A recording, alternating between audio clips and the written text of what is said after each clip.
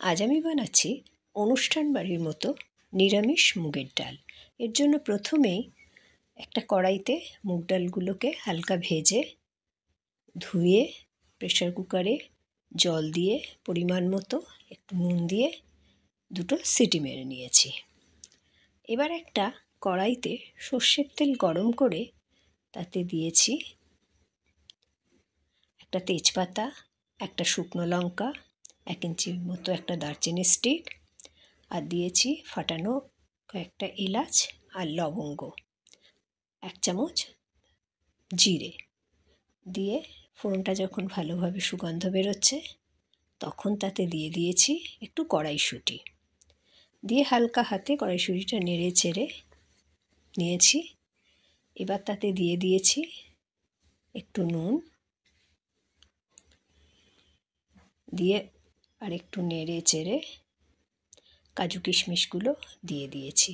এটা আমাদের বাড়িতে মাঝে মাঝেই বানাই, এটা সবার খুব পছন্দের ডাল। আপনারা বানাবেন, বলবেন কেমন লাগলো। এবার তাতে দিয়ে দিয়েছি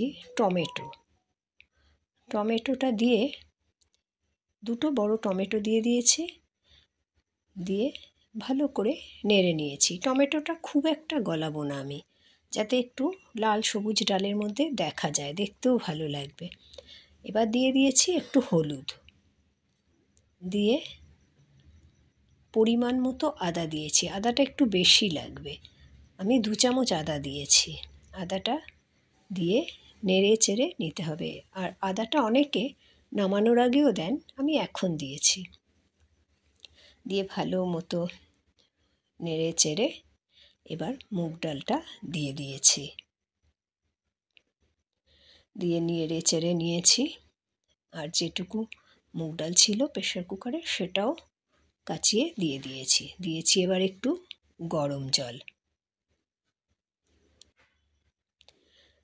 দিয়ে ভালো করে নেড়ে চেড়ে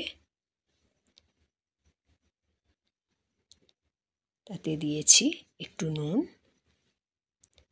আর চিনি, 2 চামচ চিনি দিয়েছি। চিনিটা একটু বেশি লাগবে, কারণ যেহেতু নিরামিষ মুগ ডাল, তাই জন্য একটু বেশি চিনি দিলেই ভালো। আর দিয়েছি 2 চামচ ঘি, এটাও আপনারা আপনাদের টেস্ট অনুসারে দেবেন, কিন্তু চিনিটা দিলে খুব টেস্টটা ভালো হবে। আর দিয়েছি এবার ধনেপাতা কুচি, দিয়ে কিছুক্ষণ ঢেকে ফুটিয়ে নিয়েছি। এবার নামিয়ে পরিবেশন করেছি টেস্টি মুগ ডাল। আপনারা বানাবেন, বলবেন কেমন লাগলো। আপনাদের যদি আমার ভিডিওটা ভালো লাগে লাইক করবেন, কমেন্ট করবেন, সাবস্ক্রাইব করবেন। থ্যাংক ইউ ভিডিওটা সম্পূর্ণভাবে দেখার জন্য।